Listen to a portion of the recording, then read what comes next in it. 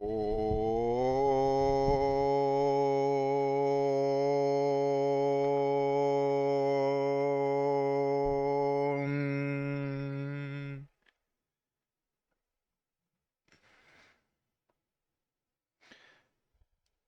ओम।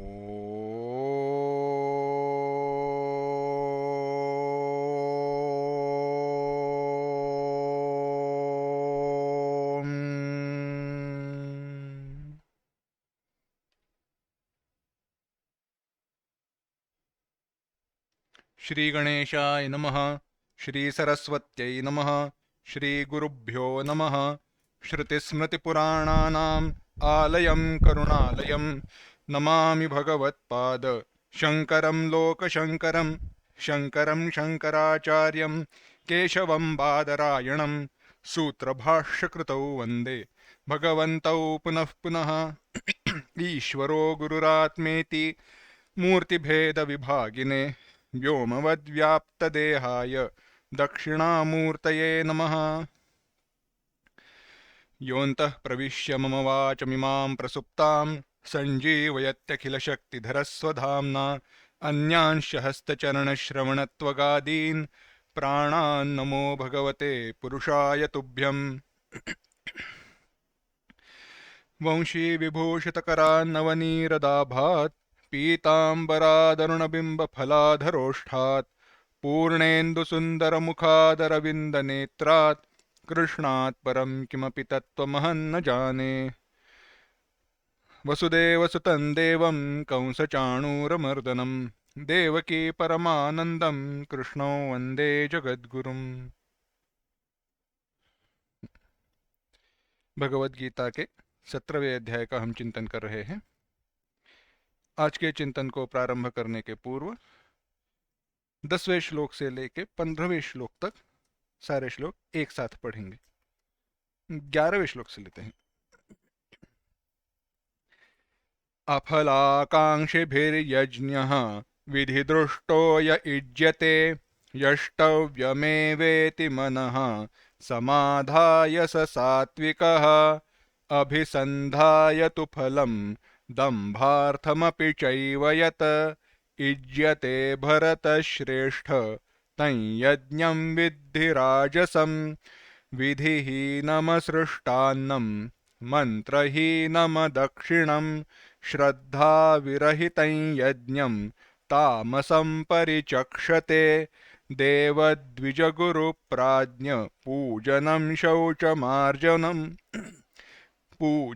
शौचमार्जवं ब्रह्मचर्यमहिंसा च शारीरन्तप उच्यते। अनुद्वेगकरं वाक्यं सत्यं प्रियहितं च यत् स्वाध्यायाभ्यसनं चैव वाङ्मयं तप उच्यते।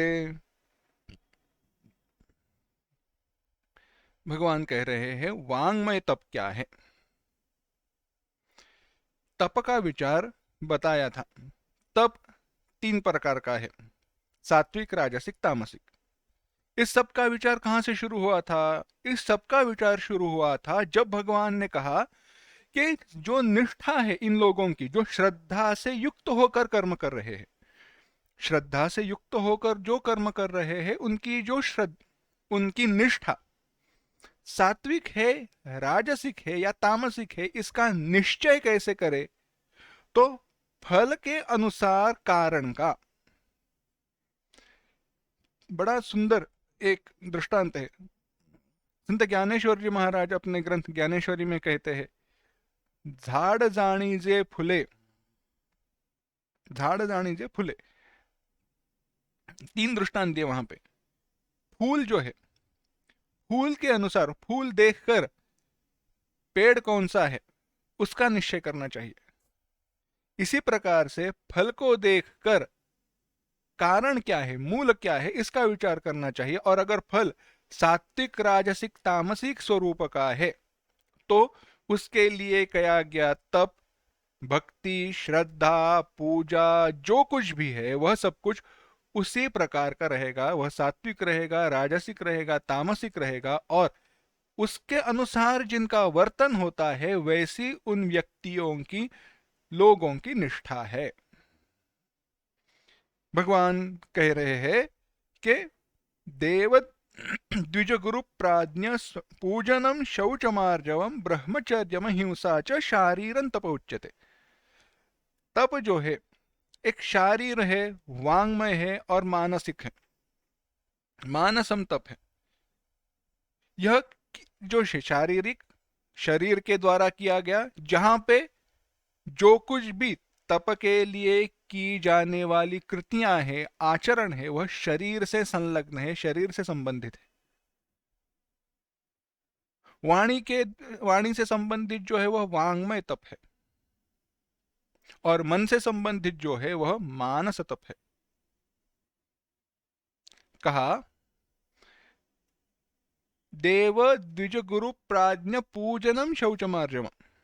देव देवता, द्विज ब्राह्मण, गुरु गुरुजन, प्राज्ञ विद्वान, ब्रह्मज्ञानी महात्माएं, इन सबका जो पूजन है यह शरीर के द्वारा शौचम आर्जवम,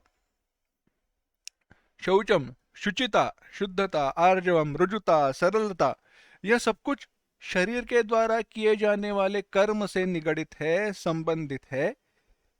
इसीलिए इसे शारीरिक तप कहा गया। शारीरं तप उच्यते। आगे कहा वांग्मय, वाणी के द्वारा किया गया तप।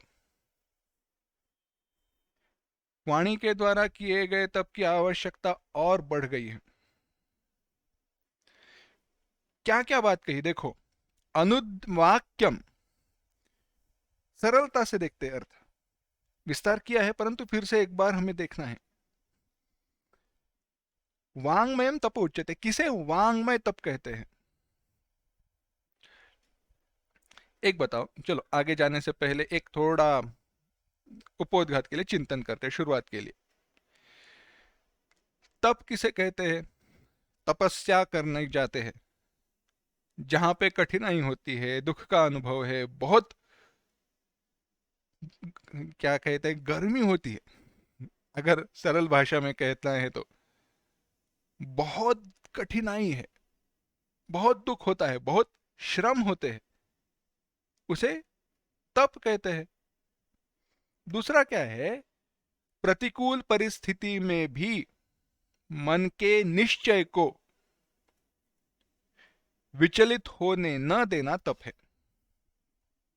प्रतिकूल परिस्थिति में भी निश्चय को, स्थिरता को विचलित ना होने देना तप है। अगर वह अपने आप, अपने प्रयास के द्वारा किया जाए तो वह तितिक्षा है, अपने प्रयास के द्वारा किया जाए तो तप है, और प्राप्त परिस्थिति में सहन करना तितिक्षा है। यहां पे क्या कहा? अपने आप करना चाहिए। क्या करना चाहिए? वांग्मय तप के लिए क्या कहा? कैसे बोलो, जो कुछ भी हम बोलेंगे, जो कुछ भी हमारा भाषण रहेगा, वह कैसे रहेगा? अनुद्वेग करम, दूसरे को दुख पहुंचाने वाला नहीं होना चाहिए। जो वचन किसी प्राणी के अंतःकरण में उद्वेग निर्माण, दुख उत्पन्न न करने वाला हो। अरे बाप रे, बिल्कुल नहीं, बिल्कुल नहीं, हंसी मजाक में भी नहीं। रूखे लोग हैं नहीं, सत्य हो, वह सत्य भी हो, कड़वा लगे इसलिए झूठ बोले नहीं, सत्य भी बोलना चाहिए। आगे कहा केवल इतना नहीं, सत्य कहे, दूसरे को दुख पहुंचाया न जाए, परंतु प्रिय भी हो, सुनकर लगे ये बताते जाए और हम सुनते जाए, चाहे कितने भी हो, यह बोलते जाए और हम सुनते जाए, ऐसी प्रिय भाषा हो, भाषण ऐसा प्रिय हो, हितकारक हो। इसलिए कहते हैं ना, सबको सब कुछ बताते हुए मत जाना, सत्य है तो भी। हितकारक, दूसरे का जिसमें हित है वही बातें कहना। क्यों? बाद में विस्तार करते हैं, परंतु पहले सामान्य अर्थ देख रहे हैं। हितकारक कहो, ऐसा जो कहना है उसे, इन लक्षणों से युक्त जो वाक्य है उसे ऐसे बोलने को वाङ्मय तप कहते हैं। भगवान, क्या इसमें ऑप्शंस है? ऑप्शन माने, नहीं, क्या है, ये परीक्षा बहुत कठिन है और हमने जो भी परीक्षाएं दी है उसमें कैसे होता था, 5 सवालों में से 4 सवालों का उत्तर दे दो, पास हो जाते थे। 5 में से कोई भी 3 या 4 सवालों का जवाब दे देना। उसमें हम क्या करते थे, 3 का देना है तो 4 लिख के आते थे, तो जिसमें ज्यादा गुण मिले हैं, मार्क्स मिले हैं, तो उनको इकट्ठा करके गुण मिल जाते थे। कहीं पे गलती हो तो दूसरे में सुधार लेना। भगवान कहते हैं वो परीक्षा तुम्हारे घर की है, तुम्हारे संसार की है, मेरी परीक्षा ऐसे नहीं होती। भगवान ने कहा ये सारे गुण एक साथ एक वाक्य में हो तो वह वाङ्मय तप है। इनमें से कोई एक गुण भी चला जाए तो वह तप नहीं रहा, तो वह तप रहा नहीं। भगवान भाष्यकार यहाँ पे कहते हैं यथा सत्यवाक्यस्य इतरेषाम् अन्यतमेन द्वाभ्यां त्रिभिः वा हीनतायां न वाङ्मयस्तपस्त्वम्। जैसे सत्यवाक्य कहा तो सच है, परंतु बाकी 1 या 2 या 3 गुणों से हीन है, यानी वह उद्वेग कारक है, अनुद्वेगकर नहीं है, प्रिय नहीं है, हितकारक नहीं है, तो वह वाक्य वाङ्मय तप हुआ नहीं। इसीलिए जो हितकारक शब्द है ना, वह वाणी को संयत, सारे लक्षण, ये सारे गुण वाणी को संयत नियमित करने वाले हैं, परंतु हितकारक। और देखो, एक बात ठीक से विचार करना, और यह ह्यूमन साइकोलॉजी है, मानस शास्त्र है इसके पीछे। कोई व्यक्ति को आप देखते हैं, बड़ी दुविधा में है, कठिनाई में है, संकट में है, और उसको आप मदद करना चाहते हैं। अब उसके साथ बात करनी है, उसको बताना है, कुछ सुझाव देने हैं। अब हुआ ऐसे, जब आप उस व्यक्ति के साथ बात कर रहे हैं या बात करने जाते हैं, तो आपको उसे सुझाव देना है, यानी वाक्य कैसे कहना है जो उसके लिए प्रिय हो, हितकारक हो, कि उसकी उन्नति हो जाए, जो कठिनाई है वह दूर हो जाए। इसीलिए आपको सत्य कहना है। अनुद्वेगकारक, बोलते वक्त वह जब कहेंगे तो उसे दुख पहुंचाना नहीं है। और क्या कहा, सत्य है, अनुद्वेगकर है, प्रिय होना चाहिए, उसको सुनने में अच्छा लगना चाहिए। परंतु इसमें बात ऐसे होती है कि आपका हेतु शुद्ध है, आप सच्चे दिल से, सच्चे मन से उसको बताना चाहते हैं, परंतु वह सुनने के लिए तैयार नहीं है, तो यह चारों गुणों से यह वाक्य तुम्हारा कहना युक्त हो ही नहीं सकता। आप सत्य कहेंगे पर उसको सत्य लगेगा नहीं, तो वह वाक्य सत्य हुआ नहीं। फल के दृष्टि से उसको दुख होगा। ठीक है, वह सुनते सुनने के लिए तैयार है, सत्य उसको पता है। आपने प्रिय कहा, उसको अच्छा लगे ऐसी भाषा में कहा, उसको आपने दुख नहीं पहुंचाया, परंतु अगर वह सुनने के लिए ही तैयार नहीं है, तो होता ऐसे है, तुमने मुझे बताया ना, अब मैं ये करूंगा ही नहीं। हठ रहता है मनुष्य का, पता है क्या करना है, परंतु दूसरा वह बात बताए तो हम करने के लिए तैयार नहीं होते। अपना अहंकार रहता है, दूसरे ने बताया इसलिए मैंने किया, ऐसा लोग कहेंगे। सूक्ष्म अहंकार क्या है, उसने कहा इसलिए मैंने किया, तो मेरा अहंकार कहता है करना नहीं, दूसरे मार्ग से करना और बताना कि तुम कैसे और अधिक होशियार हो। यानी हम अच्छे हेतु से दूसरे को कह रहे हैं। सारा विस्तार का सारांश यही है, हम दूसरे व्यक्ति को अच्छे हेतु से बात कहना चाहते हैं, परंतु अगर वह सुनने के लिए तैयार नहीं है तो वह वाक्य उसके लिए हितकारक नहीं होगा और वह वांग्मय तप हो नहीं सकता। इसीलिए कहा है कम बोलो, थोड़ा ही बोलना चाहिए। हमारे गुरुजी कहते हैं एक प्रयोग करके देखना, कम बोलना, बोलना कम कर दो, हेतु के बिना, कारण के बिना, निमित्त के बिना। यह जो वांग्मय तप कहा है उसके आचरण को प्रारंभ कर दो। बड़ा कठिन है, बहुत कठिन है, परंतु उसका परिणाम ऐसे होगा, जब भी कोई भी वाक्य आप बोलोगे, कहोगे, तो लोग सुनने के लिए ऐसे तैयार हो जाएंगे जैसे कोई भगवान ने कहा वाक्य हो। क्योंकि उनको यह पता चल जाएगा कि ये जो व्यक्ति, ये कोई बोलते हैं तो ऐसी महत्वपूर्ण बात कहेंगे कि जो हमारे हित की होगी, और इसलिए वह कान खोलकर सुनेंगे। ध्यान दिए बिना ऐसे ही हंसी मजाक में कभी भी सुनेंगे नहीं। यह वांग्मय तप का परिणाम है, फल है। इसीलिए बड़े गुरुजन जो है उनके पास जाकर हम सुनना क्यों चाहते हैं? वांग्मय तप है, पता है उनके मुंह से निकली जो वाणी है, उनके मुख से निकली जो वाणी, हर एक शब्द महत्वपूर्ण है, प्रगल्भ है। अस्तु, इस प्रकार से वांग्मय तप कहा। अब मानस तप कहते हैं। एक ये उदाहरण भगवान भाष्यकर आदि शंकराचार्य जी यहाँ पे देते हैं।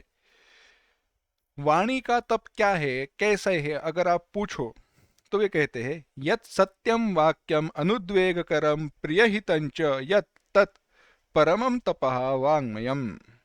जो वचन सत्य हो, उद्वेग करने वाला न हो तथा प्रिय हो और हितकर भी हो, वह वाणी संबंधी परम तप है। जैसे हे वत्स,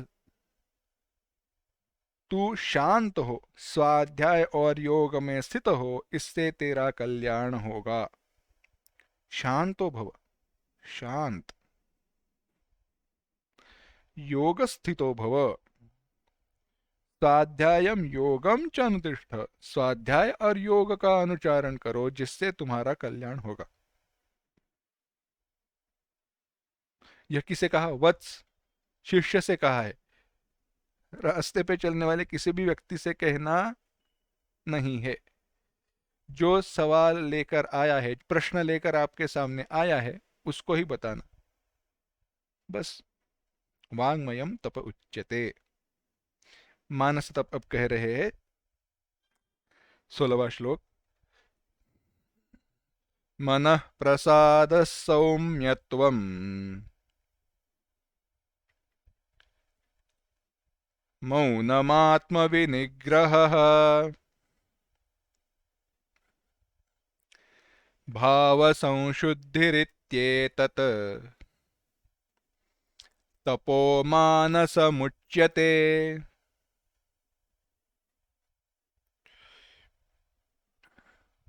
एक साथ, मनः प्रसाद सौम्यत्वं मौनमात्मविनिग्रहः भावसंशुद्धिरित्येतत् तपो मानसमुच्यते। भगवान कह रहे हैं मनः प्रसादः, मन की प्रसन्नता। प्रसादः, प्रसाद माने प्रसाद नहीं, भगवान के मंदिर में मिलता है वो प्रसाद नहीं। प्रसाद का अर्थ है प्रसन्नता। और भगवान को प्रार्थना, भगवान को नमस्कार करने के बाद, उनकी प्रार्थना करने के बाद मिलता है वह प्रसाद। क्यों है? क्योंकि मन की प्रसन्नता प्राप्त होती है, इसीलिए उसे प्रसाद कहते हैं। प्रसाद के रूप में मिलने वाला जो लड्डू है वह गौण अर्थ है, सेकेंडरी मीनिंग, वह मुख्यार्थ नहीं है। इसीलिए कहा है, भगवत गीता में आया, प्रसादे सर्वदुःखानां हानिरस्योपजायते प्रसन्नचेतसो ह्याशुः। प्रसादे सर्वदुःखानां हानिरस्योपजायते, प्रसाद के कारण सारे दुखों की हानि होती है। वह प्रसाद क्या है? मन अंतःकरण की प्रसन्नता है। अस्तु, मन की प्रसन्नता। सौम्यत्वम, सौम्यत्वम, सौम्यता। आगे कहा मौनम, मौन, मौन का अर्थ चुप्पी लगाकर बैठना नहीं। आत्मविनिग्रह, आत्मविनिग्रह है मन का निग्रह। और भाव संशुद्धि, भाव संशुद्धि व्यवहार काले अमायावित्वम,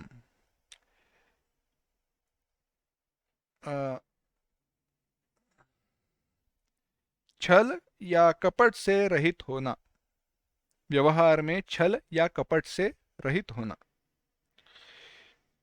इसे मानस तप कहा जाता है। मानस तप क्या है? मन की प्रसन्नता, सौम्यत्वम, सौम्यता मन यानी मन का शांत स्वभाव।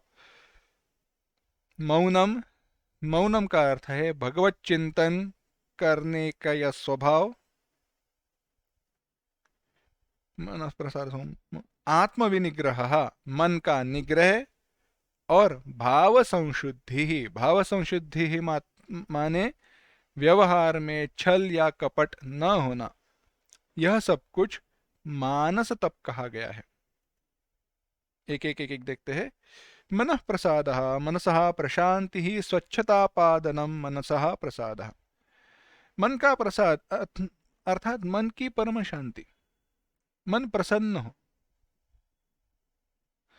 मन करारे प्रसन्न सर्व सिद्धीचे कारण। बड़ी सुंदर बात कही। मन को शुद्ध करना चाहिए, वह सारे सिद्धियों का कारण है। लौकिक अर्थ देखते हैं, एकदम सरल लौकिक यानी व्यावहारिक। कोई बिजनेस डील, किसी के साथ आप बिजनेस कर रहे हैं और उसमें जिस व्यक्ति के साथ आप बिजनेस कर रहे हो उसके प्रति आपके मन में कोई एक द्वेष की भावना है, क्रोध की भावना है, क्योंकि किसी ने कुछ तो आपको बताया। क्या जिसके साथ आप बिजनेस कर रहे हो, आपका व्यवहार हो रहा है, उसके साथ आपकी पहले बात हुई है? क्या आप उससे पहले मिले हो? नहीं।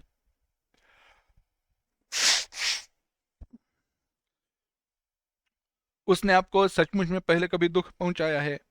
नहीं। क्या उसने आपको फंसाया है? नहीं। अरे पहली बार मिलने वाले हैं, परंतु हुआ ऐसे है किसी ना किसी हेतु के कारण आपके मन में उसके प्रति दोष, द्वेष है, क्रोध है। यानी उस व्यवहार में आपका मन उसके प्रति शुद्ध नहीं है।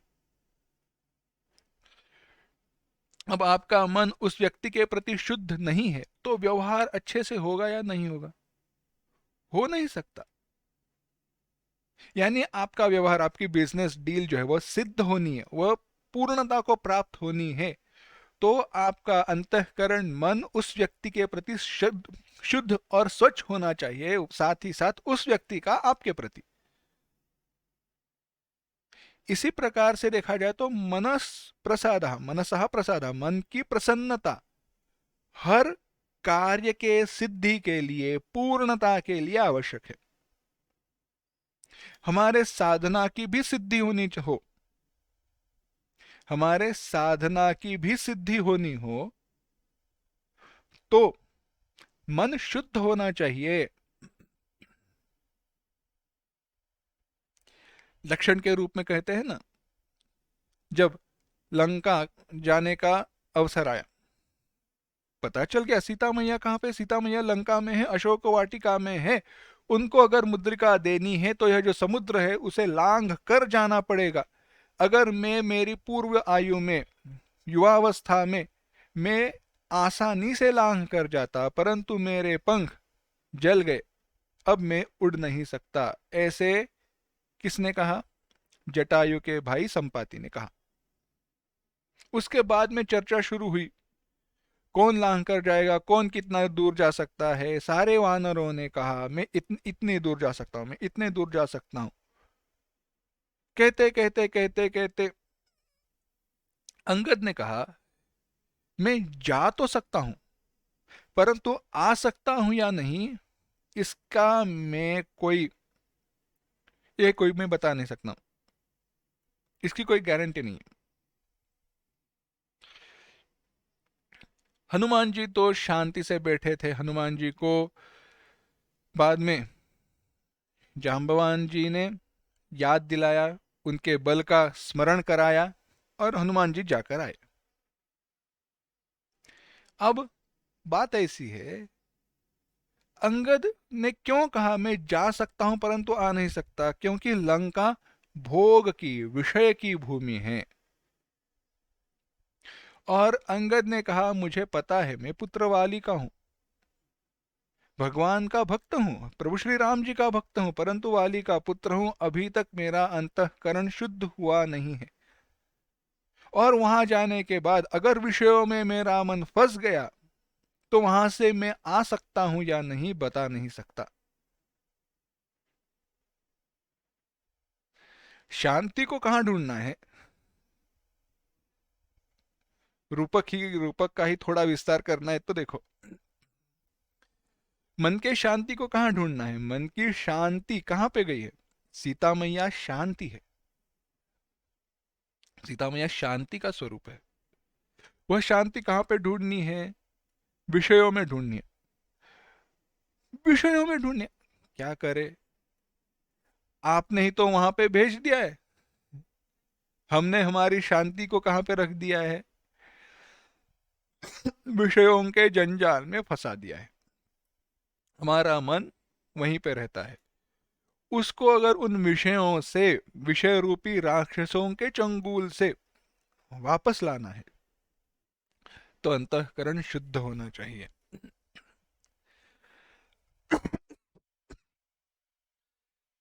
अस्तु, इस प्रकार से कहा मनः प्रसादः, मन की शुद्धता। सौम्यत्वम, सौम्यता, जिसे सुमनसता कहते हैं। अंतःकरण की शुद्धि, मन का शांत स्वभाव। आगे कहा मौनम। मौनम, मौन माने वाक् संयम, वाणी का संयम। अपि मनस्संयम पूर्वकः भवति इति कार्येण कारणमुच्यते। मनस्संयमः मौनम। मन का निग्रह करना मौन कहा, मौन आत्मविनिग्रह भी कहा, परंतु यहाँ पे मौन का, वाणी का जो संयम कहा, यह कैसे है? बोलना ही नहीं है। खाना खाओगे? क्या खाओगे? दाल, रोटी, चावल? अरे क्या खाओगे? चुप्पी लगाकर बैठे तो बाद में क्या करेंगे? कागज पर लिख के दे देंगे ये बनाओ। इसे मौन नहीं कहते। हम, मौन कैसे है? मौन किसके लिए है? जैसे हम वाणी, मन, इनका निग्रह करना शुरू कर देते हैं तो हमारा मन भगवत चिंतन के लिए प्राप्त होता है हमें। दिन भर आप बोलते रहते हो, बोलते रहते हो, बोलते रहते हो। बोलने के कारण होता ऐसे है, बोलने में मन फंसा हुआ रहेगा और बोलते रहेंगे तो भगवत चिंतन में मन लगेगा ही नहीं। होगा कैसे भगवत चिंतन? हो नहीं सकता। तो ऐसी बात है, बोलना कम करना चाहिए। हम जब पढ़ रहे थे तो लगभग 1 साल, सवा साल के बाद बात, अब स्वामी जी ने कहा अब मौन रखेंगे। सबको नियम बता दिया कि मंगलवार का एक दिन मौन रहेगा। मौन रहेगा माने पाठ जब रहेंगे या जो दिन भर में उस समय ही बोलना है, उसके बाद कोई एक दूसरे से एक शब्द भी नहीं बोलेगा। अन्य क्षेत्र में जाते थे, वहां पे अगर 4 रोटी चाहिए तो बोलना 4, या उंगली से बताना। थोड़ी दाल चाहिए, बहुत दाल चाहिए, वो बताना, वहां पे भी बोलना ही नहीं है, ऐसे नहीं है। परंतु एक दूसरे से बातें करनी नहीं है। नियम वगैरह समझा दिए, बता दिए। हर मंगलवार का मौन शुरू हुआ। होता ऐसे था, मजे की बात है लेकिन सीखने जैसी बात है। तो शुरुआत हुई। शुरुआत में 1 महीना 2 महीना सबने खुशी से मौन रखना शुरू किया। लगभग 1 महीना ही चला। 1 महीने के बाद मौन रखने वाले लोगों की संख्या घटते गई, धीरे धीरे धीरे धीरे धीरे। कुछ लोग दूसरे के कमरे में जाकर बातें किया करते थे। बाद में कोई दूर जाकर बातें किया करते थे, क्योंकि स्वामी जी तो हमेशा सबके ऊपर ध्यान रहने के लिए रहा नहीं करते थे। तो ऐसे होने लगा। स्वामी जी ने कहा, देखो 1 डेढ़ महीना हो गया, अब तुम्हें निश्चय करना है, निश्चित करना है मौन रखना है या नहीं। मेरी इच्छा है तुम सबको मौन रखना चाहिए, नहीं रखना है तो तुम्हारा तुम्हारे ये है ना, फायदा नहीं है, तुम्हें ही दुख पहुंचेगा, तुम्हारा ही लॉस है। हुआ। एक दिन हुआ ऐसे, शायद गुरुजी कुछ तो, हाँ, गणेश चतुर्थी या कोई तो कार्यक्रम था, तो उसके लिए तैयारी चल रही थी। स्वामी जी ने कहा था फिर भी मौन रखना है। सब हुआ, क्योंकि सब कुछ रेडी रहता था, जो कुछ भी करना है पता रहता था, तो दूसरे के साथ बातें करने की कोई आवश्यकता है नहीं। मैं कहना क्या क्यों कह रहा हूं, अगर सारा प्लान रेडी है, सब कुछ पता है, तो बातें करने की आवश्यकता होती नहीं है। तो पूरा दिन चला गया और 9 बजे तक सब कुछ खत्म हुआ। और 9 बजे का हमारा एक नियम था आश्रम में कि 9 बजे सोने जाना ही है। हमारा वहाँ पे, हम जो सेवा में वो सब मंदिर में डेकोरेशन वगैरह कर रहे थे, 9 सवा 9 बज गए। अब नींद तो आ नहीं रही थी, तो क्या करे। अब 9 बज गए तो कोई नहीं है, इसलिए हम 4 5 जो ब्रह्मचारी थे, एक दूसरे के साथ बात करते हुए, हंसी मजाक करते हुए चल रहे थे, टहल रहे थे।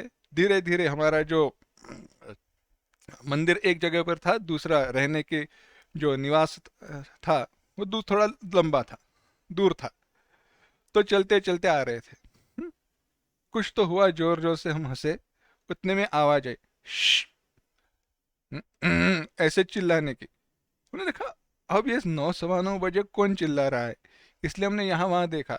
देखा तो हमारे स्वामी जी अन्न क्षेत्र के ऊपर जो छज्जा था, उसके ऊपर से बोल रहे थे। उन्होंने कहा, चलो तुरंत कमरे में जाओ। हम वहीं से भागकर कमरे में चले गए।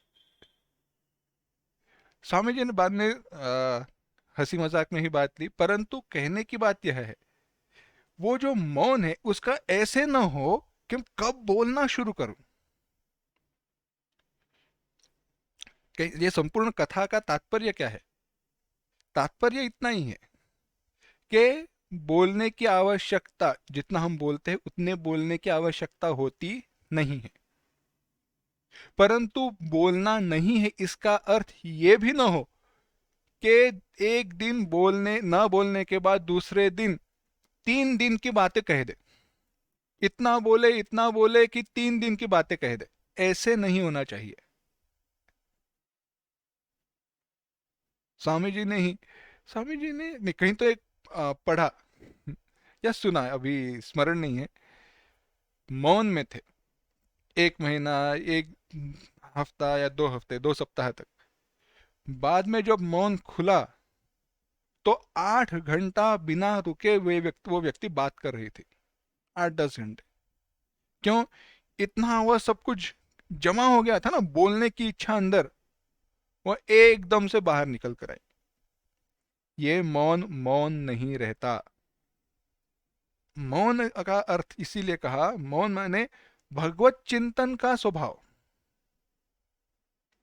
समय उपलब्ध हुआ है तो भगवान का चिंतन करो, समय मिला है भगवान का चिंतन, भगवत चिंतन का ही प्रयास करना मौन है। इसीलिए कहा भगवत चिंतन का स्वभाव मौनम। आगे कहा आत्मविनिग्रह, मन का निग्रह, मनोनिरोधः सर्वतः सामान्यरूपः आत्मविनिग्रहः वाग्विषयस्य एव मनसः संयमः मौनम इति विशेषः। एक सवाल है, भगवान आपने अभी मौन कहा, वहां पे निग्रह की बात की थी, मन के निग्रह की। यहाँ पे आत्मनिग्रह, वहां पे भी मन का निरोध कर रहे हैं। क्या है आत्मनिग्रह? माने सामान्य रूप से सारा निग्रह आत्मनिग्रह है, परंतु बोलने की इच्छा जो मन में निर्माण हो रही है वहीं पे निग्रह करना मौन है। मन का निरोध सभी ओर से साधारण भाव से करना मन का निग्रह है, और केवल वाणी का संयम, मनस संयम पूर्वक करना मौन है। बोलने की इच्छा हो रही है पर बोल नहीं रहा हूं, ऐसे नहीं। बोलने के इच्छा का भी ह्रास हुआ है, लय हुआ है, वह हुआ मौन। विषयों का चिंतन हो नहीं रहा है, खाली बैठे हैं। अंग्रेजी में कहावत है ना, खाली दिमाग शैतान का घर होता है। ऐसे नहीं, शांति से बैठे हैं तो शांत मन में विषय टहल रहे हैं या भगवान आकर बैठे, भगवान को लाकर बिठाना मन का निग्रह है, संयम है। इसीलिए मां शबरी का बड़ा कौतुक है, बड़ी सराहना की गई। शबरी का चरित्र अलौकिक है। केवल सेवा भाव से भगवान की प्राप्ति, केवल सेवा भाव और गुरुजनों के ऊपर श्रद्धा। गुरुजी ने कहा देखो अब हमारे प्रस्थान का, हमारे जाने का समय आ गया, तुम यहां पे हो, मुझे पता है मातंग ऋषि, मुझे पता है कि भगवान आएंगे तुम्हें मिलने के लिए, तो भगवान आएंगे तो तुम आश्रम में ही रहना, भगवान की प्रतीक्षा करना, भगवत दर्शन तुम्हें होगा। गुरुजी ने कहा है भगवत दर्शन होगा, प्रभु श्री राम जी का दर्शन होगा। तो यह बात सुनने के बाद शबरी मैया ने, शबरी जी ने क्या किया, हर रोज सुबह उठने के बाद आश्रम को स्वच्छ करना है, साफ करना है, झाड़ू लगाना है, रंगोली वगैरह निकालने, सारा काम वह करने लगे। कई साल बीत गए।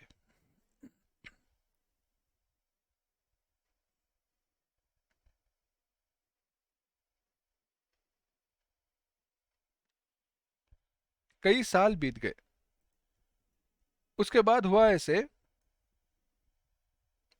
उसकी जो सहेलियां थी, कुछ लोग थे, उन्होंने कहा कितनी देर प्रतीक्षा करोगी, हर रोज क्यों इस आश्रम को तुम साफ रख रही हो, भगवान आएंगे, कल आएंगे, पता है क्या? किसने कहा है कल आएंगे? गुरुजी ने कहा है आएंगे, तो आने दो उनको। शबरी मैया ने कहा नहीं, गुरुजी ने कहा है भगवान आएंगे, परंतु ये नहीं कहा कब आएंगे। तो जब भी भगवान आएंगे तब मेरा यह आश्रम स्वच्छ होना चाहिए। भगवान कभी आएंगे मुझे पता नहीं है, आएंगे पता है, परंतु जब आएंगे तब आश्रम शुद्ध होना चाहिए। इसी प्रकार से हमारे हृदय में, हमारे मन में भगवान कब आएंगे पता नहीं, परंतु जब आएंगे तब हमारा मन शुद्ध होना चाहिए। इसीलिए हर दिन उस मन को साफ करना चाहिए, हर दिन मन को शुद्ध करने का प्रयास करते रहना चाहिए, क्योंकि जब भगवान आएंगे तब हमारा मन शुद्ध हो और भगवान ये न कहे ये मैं कहां पे आ गया। इसीलिए कहा आत्म विनिग्रह, मन का निग्रह। मन का निग्रह क्यों करें? धूल कचरा आने न देना। भाव संशुद्धि ही, भाव संशुद्धि। परैः व्यवहार काले अमायावित्वं भाव संशुद्धि।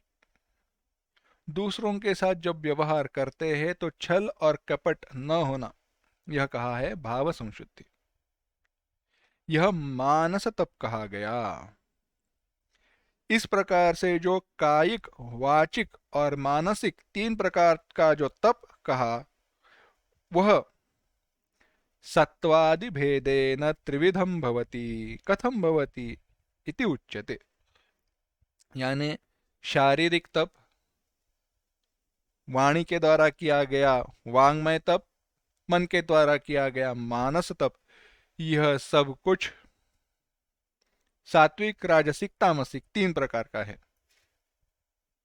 यानी शारीरिक तप जो है वह सात्विक है, राजसिक है, तामसिक है। वांग्मय तप सात्विक, राजसिक, तामसिक। और मानस तप सात्विक, राजसिक, तामसिक। कैसे कैसे है, क्या क्या है, कह रहे हैं।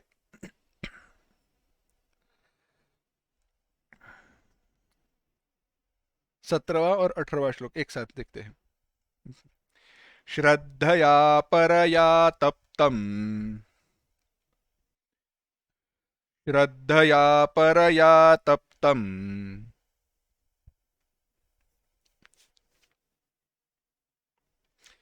तपस्तत्त्रिविधन्नरैः,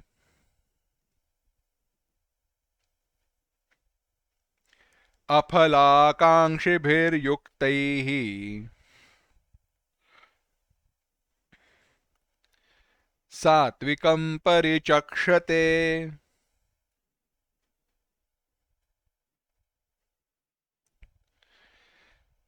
सत्कारमानपूजार्थम्, तपोदम्भेन चैव यत्,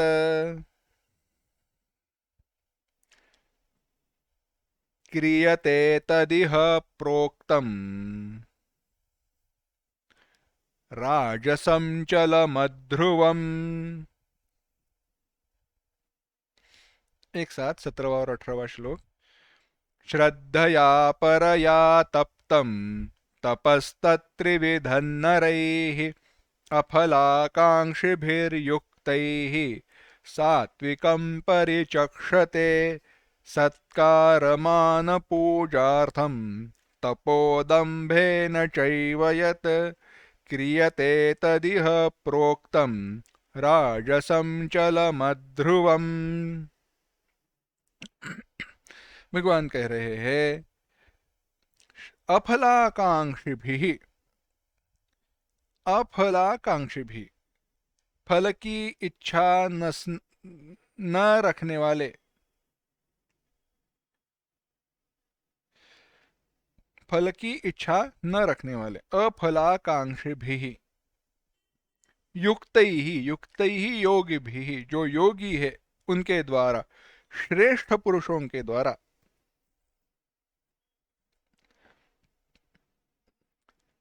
श्रद्धया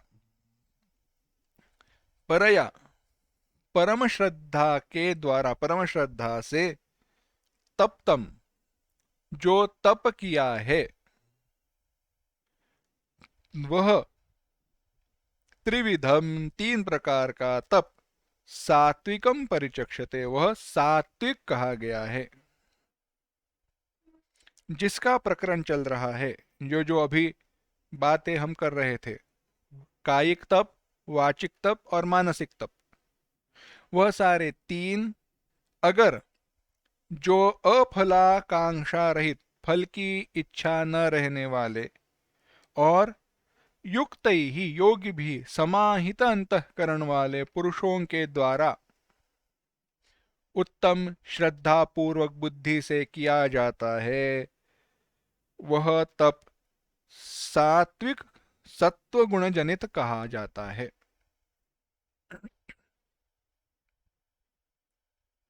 एक बार फिर से, जिसका प्रकरण चल रहा है, जो अभी यह विषय चल रहा है, कायिक तप, वाचिक तप, मानसिक तप, जो फलाकांक्षा रहित और समाहित चित्त पुरुषों द्वारा उत्तम श्रद्धा पूर्वक आस्तिक बुद्धि पूर्वक किया जाता है, वह तप श्रेष्ठ पुरुष, उस तप को श्रेष्ठ पुरुष सात्विक सत्व गुण जनित तप कहते हैं। सात्विक तप कौन सा? एक शब्द में कहना है तो अफलाकांक्षी भी युक्त ही,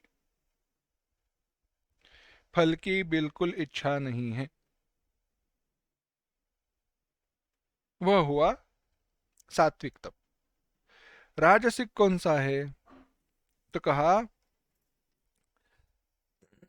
सत्कार यत्तपः, जो तप सत्कार मान पूजार्थम, सत्कार और मान और पूजा इनकी प्राप्ति के लिए किया जाता है, तथा और एवच दंभेन, कोई अन्य स्वार्थ के लिए दंभेन दंभ से पाखंड से क्रियते किया जाता है, जो तत् अध्रुवम चलम, अध्रुवम अनिश्चित फल देने वाला है, नाशवान है, नाशवान जिसका विनाश हो ऐसा फल देने वाला है, क्षणिक फल देने वाला है, वह तप राजस तप कहा गया है। यह तीनों के लिए लागू है, कायिक, वाचिक और मानसिक। कहते हैं जो तप सत्कार, मान, पूजा या कोई अन्य स्वार्थ के लिए किया जाता है, जो पाखंड के साथ किया जाता है, दंभता के साथ किया जाता है, जो अनिश्चित क्षणिक फल देने वाला है, नाशवान है, वह राजस तप कहा गया है। हमारा सारा तप राजस तप है।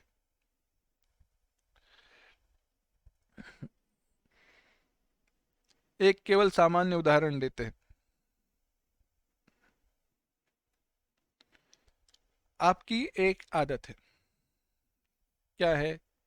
हर रोज सुबह उठने के बाद, सुबह जाग जाने पर भगवान नाम संकीर्तन, भगवान की माला जपने का आपका नियम है। कितनी माला जपते हैं? 5, 6, 10, जितने भी ले लो। अब हुआ ऐसे, हर सुबह उठने के बाद इतनी माला आप जपते हैं, परंतु मन को शांति नहीं है। क्यों? क्योंकि किसी ने सराहना, कौतुक ही नहीं किया। हर रोज उठने के बाद 10 माला कहते हो, बड़े धन्य हो आप, कितनी आपकी तपश्चर्या है, कितनी आपकी साधना है। कोई जब तक यह कहता नहीं है और मैं कहता हूं, उसमें क्या है? भगवान की कृपा है। ऐसे में अहंकार के साथ न कहूं, तब तक मेरे मन को शांति नहीं मिलती। यह राजस तप है। तप क्यों करे? लोग सराहना करे, लोग कहे अरे कितने तपस्वी है, कितने साधना करते हैं, बहुत अच्छी बात है। यह जब तक लोग कहते नहीं है, तब तक मेरे साधना की सिद्धि हुई नहीं है, ऐसे ही मुझे लगता है। यह बड़ी मजेदार बात है। आत्म परीक्षण करके देखना, अपने हृदय के अंदर, अपने अंतःकरण के अंदर झांक कर देखना, यह मिलेगा। लोग देखो, वैराग्य भी हो तो लोगों के द्वारा सुनने की इच्छा हम रखते, कितने बड़े विरागी है, कितने बड़े विरक्त महात्मा है। जब तक ऐसे सुनते नहीं है, तब तक वैराग्य लोगों को बताने की इच्छा मन में रह जाती है। ऐसा क्या वैराग्य? नहीं, राजस तप है। हाँ ठीक है, उसके परिणाम शायद अच्छे आपको बाद में मिलेंगे, वह वह सात्विक कालांतर से अगले जन्म में कभी ना कभी तो परिवर्तित हो जाएगा, परंतु तब तक यहीं पे रहो। राजस तप है, इसका कोई फायदा आपको नहीं, बाकी कोई फायदा नहीं। यह इसीलिए अनिश्चित फल देने वाला है, अध्रुवम।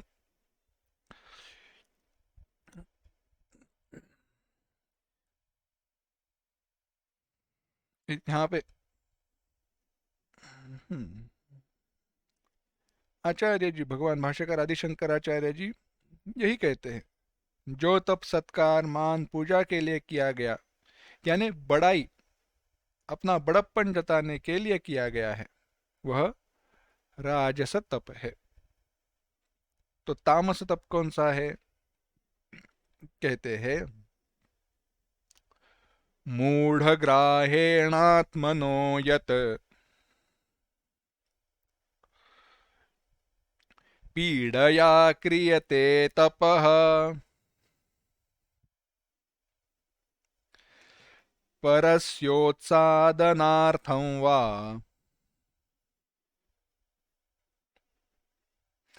तत्तामसमुदाहृतम्।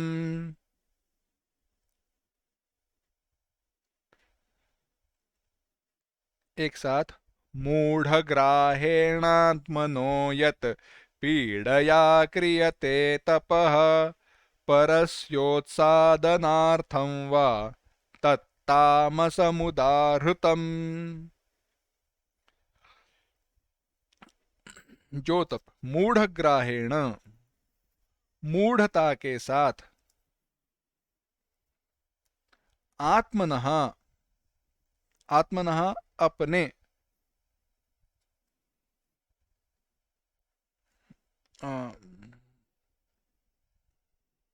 पीड़या व परस्य उत्सादनार्थम, आत्मनः पीड़या, अपने आप को दुख पहुंचाते हुए, अपने आप को, शरीर को पीड़ा पहुंचाकर, या परस्योत्सादनार्थम, दूसरे का बुरा करने के लिए मूढ़ता पूर्वक, वा, वहां इस शब्द से कहा गया जो निग्रह पूर्वक, जो मूढ़ता पूर्वक, आग्रह से अर्थात अज्ञान पूर्वक किया जाता है, वह निश्चय के साथ किया जाता है। वह क्या कहा? तत्तामसम उदाहृतम, तत्तामसम उदाहृतम, उस तप को तामस तप कहा गया है। जो तप मूर्खता पूर्वक, हठ से मन वाणी शरीर इनको कष्ट पहुंचाते हुए दूसरों का अनिष्ट करने के लिए किया जाता है, वह तामस तप कहा गया है।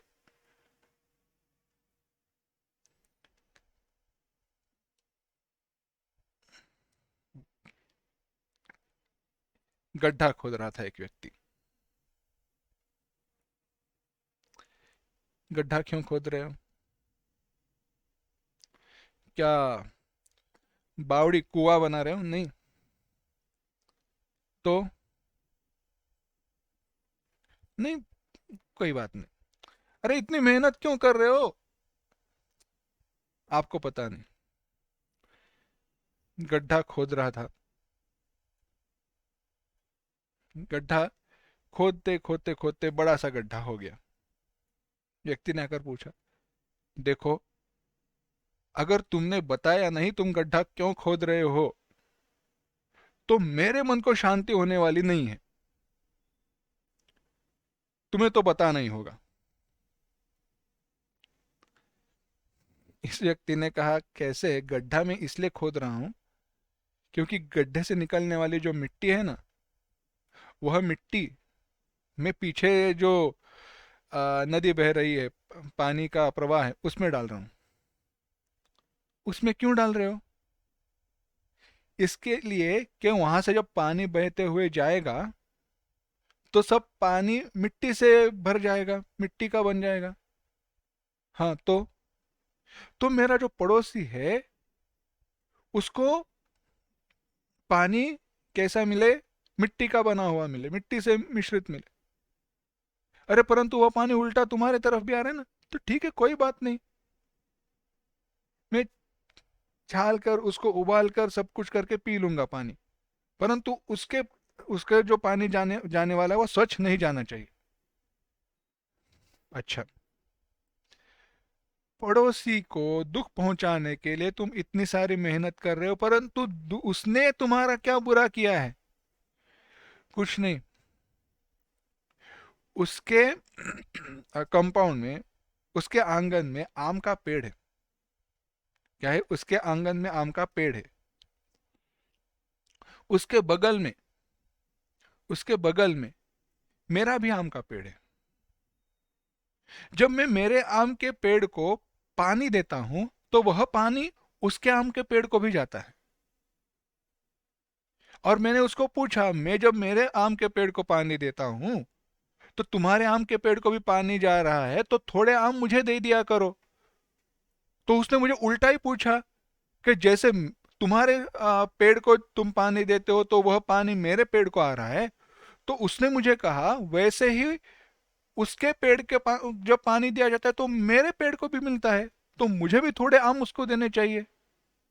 उल्टी बात की उसने मुझे, इसलिए मुझे उसको दुख पहुंचाने के लिए उसको पानी वो मिट्टी का मिला हुआ भेजना है।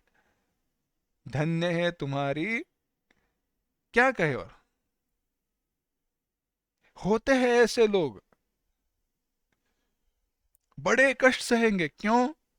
दूसरे को दुखी देखने में उनको क्या सुख मिलता है पता नहीं। अपने शरीर को दुख पहुंचाएंगे, खुद तो सुखी रहेंगे नहीं, दूसरों को सुख में रहने देंगे नहीं। अरे शांति से जियो, कोई नहीं, नहीं।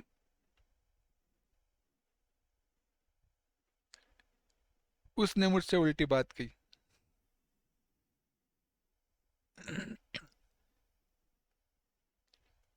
बड़े सुंदर उदाहरण है। एक ने कहा, एक ऐसे ही था, जमीन थी। एक दिन उसने क्या किया,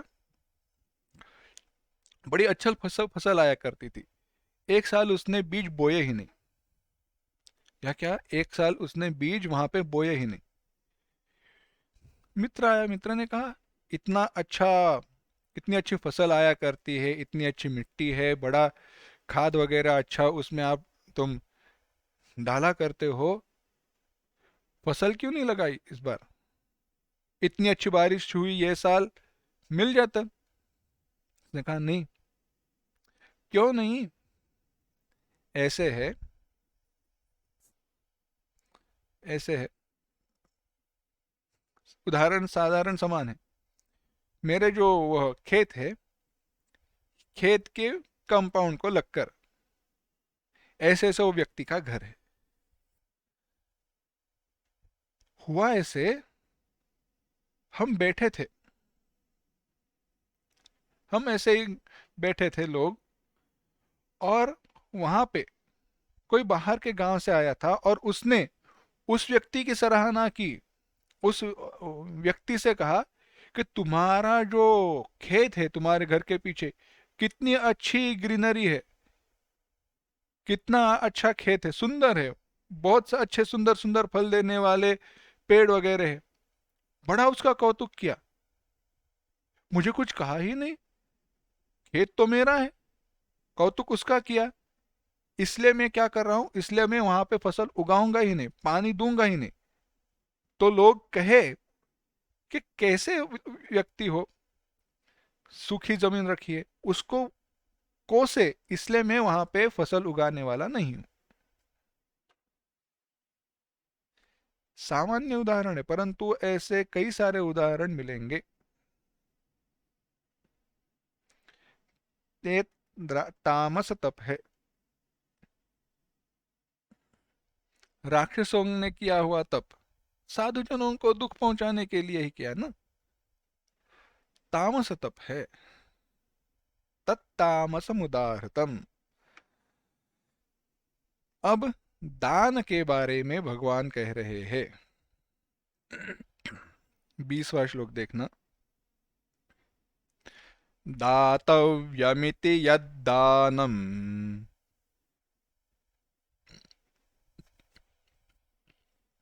दीयतेऽनुपकारिणे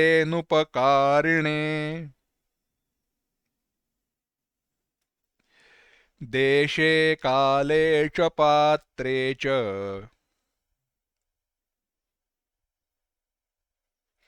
तद्दानं सात्विकं स्मृतम्।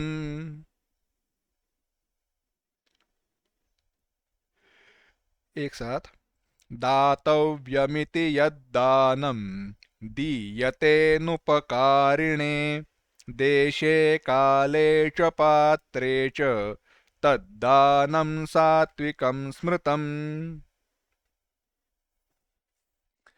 दातव्यम इति, दातव्यम देना चाहिए, देना मेरा कर्तव्य है, इसके लिए, इस भावना से। यत दानम, जो दान, अनुपकारिणे दीयते, जो हम पर उपकार करता नहीं है उसे दिया जाता है। किसे? देशे काले पात्रे च। देशे पुण्य भूमि में, काले पुण्य काल में, पात्रे योग्य श्रेष्ठ पात्र व्यक्ति को जो दिया जाता है वह दान उचित सात्विकम स्मृतम, सात्विक कहा गया है।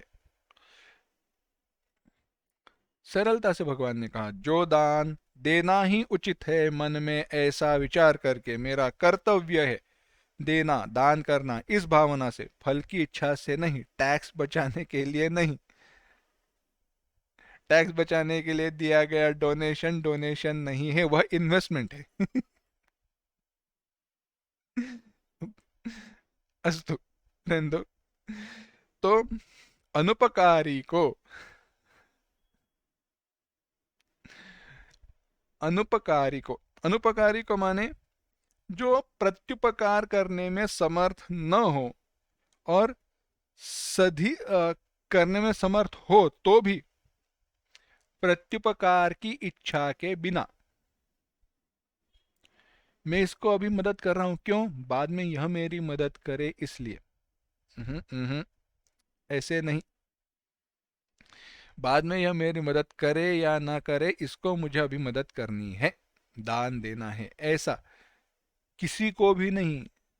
देशे योग्य उचित देश में, काले उचित काल में, पात्रे योग्य व्यक्ति को ही दिया जाना चाहिए, तब वह दान सात्विक कहा गया है। अरे बाप रे, ये बड़ी कठिनाई की बात है। अब तो डोनेशन दे तो कैसे करे? बैकग्राउंड चेक कैसे है? अगर आप अब व्यक्ति को ढूंढने चले जाए तो आसानी से मिलती नहीं है, तो क्या करें? जहां पर भी डोनेशन देना है या फिर दान देना है, पहले देखो उनका काम कैसे चल रहा है, सचमुच में चलता है या नहीं, कैसे है।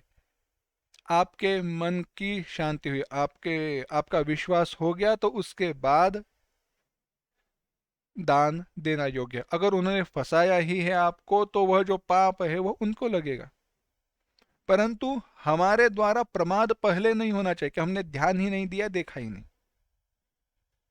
जितना हो सके, जितनी हमारी क्षमता है, मर्यादा है, उसके अनुसार योग्य जगह पर, योग्य काल में, योग्य व्यक्ति को दान जा रहा है या नहीं, वह देखना चाहिए। पात्र कहते हुए यहाँ पे विशेषता से विचार क्या कहा गया, भगवान भाष्यकार वहां पे कहते, क्योंकि उनके काल में, उनके काल के दृष्टि से वह योग्य था। षडंग विद वेद पारगे इत्यादि, यानी 6 अंगों के सहित वेद को जानने वाले ब्राह्मण को, 6 अंग के सहित, अभी 6 अंग ही पता नहीं है तो वेदों की तो बात दूर ही रह गई। अगर यह व्याख्या ले तो ऐसे पात्र व्यक्ति तो ढूंढने पड़ेंगे, मिलेंगे तो है नहीं। और अगली बात ऐसी है ऐसे पात्र व्यक्ति की प्राप्ति होने पर उसको दान देने जाए तो वह कहता है दान की आवश्यकता है ही नहीं, वह इतना विरक्त है, देकर क्या करे। संत तुकाराम जी महाराज के जीवन की कथा है। शिवाजी महाराज जी उनसे मिलने आए। तुकाराम जी महाराज ने का घर देखा, घर का दरवाजा खुला, न उसको ताला है, न चाबी है, न कुछ है। घर में खाना बहुत कम, एक दिन का मिले ना मिले, बड़ी विपन्न अवस्था। इतने बड़े संत महात्मा है, इनकी ऐसी अवस्था। महाराज जी को बड़ा बुरा लगा। जब किले पर पहुंचे, उन्होंने बाद में वहां से धन भेज दिया कि इनको ऐसे अनाज वगैरह सब कुछ भेज दिया, अलंकार आभूषण वगैरह भेज दिए, सब कुछ आया। संत तुकाराम जी महाराज ने पूछा यह क्यों? नहीं, महाराज जी ने, राजा जी ने भेजा है, यह तुम्हारे लिए दान के लिए दिया है। बड़े उनके सुंदर शब्द हैं, यह तो हमारे लिए विष के समान है, इसकी हमें इच्छा है ही नहीं, हमें जो जिसकी इच्छा है वह तो हमें प्राप्त ही है। पांडुरंग परमात्मा तो हमें प्राप्त है, तो और इसकी इच्छा लेकर हम क्या करें? इसे तुम लेकर चले जाओ। और बात ऐसी ही है, सत्पात्र व्यक्ति को दान देने चले जाए तो अत्यंत सत्पात्र जो व्यक्ति है वह दान की इच्छा रखता ही नहीं है, परंतु ऐसे व्यक्ति को दान देना चाहिए। दान देना है माने क्या? ऐसे व्यक्ति हमारे संसार में रहे और लोगों में रहे, इसका ख्याल रखना चाहिए, क्योंकि ऐसे व्यक्तियों को आदर्श मानकर बाकी सारे लोग भी उस मार्ग पर चलने का प्रयास करें।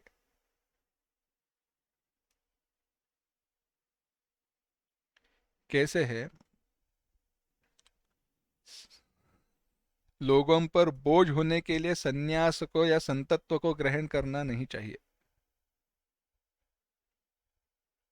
संतत्व ऐसा हो कि समाज स्वयं कहे हम इनका ख्याल रखेंगे क्योंकि यह हमारे मार्गदर्शक गुरु है। परंतु यह कैसे विशफुल थिंकिंग, यह कहना अगर हम कहे भी तो आजकल की दुनिया में ऐसे नहीं चलेगा, क्योंकि व्यावहारिक लोग ही बदल गए, पूरा व्यवहार ही बदल गया है। यह व्याख्या व्याख्या के लिए ही सुंदर है, आचरण में लाना, व्यवहार में लाना बड़ा मुश्किल हुआ है। तो इस मूलभूत तत्वों को जानकर, यह जो अपेक्षा है भगवान की इस उपदेश से, इसको ध्यान में रखकर जितनी मर्यादा, इस मर्यादा को मानकर जितना हो सके उतना संयुक्तिक योग्य व्यवहार आज के जीवन में हमें करना चाहिए।